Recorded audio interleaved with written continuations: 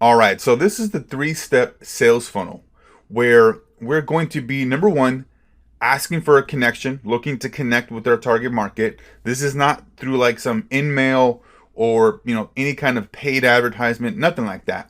It's a simple connection message, okay?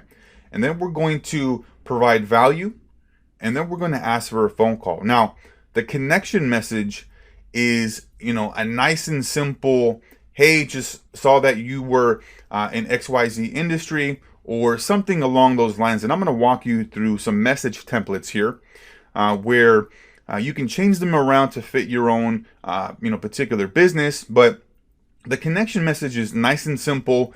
Hey, we're just looking to connect with like-minded individuals or people in the same industry. The second one here, the second step here is we're providing value, something of value to that individual that may help them with their, marketing, with getting more customers, clients, whatever that may be, whatever problem that we're looking to solve. And then step three, we're asking them for a phone call, but in all of the different ways that we're communicating here, it's very nonchalant. It's non-salesy.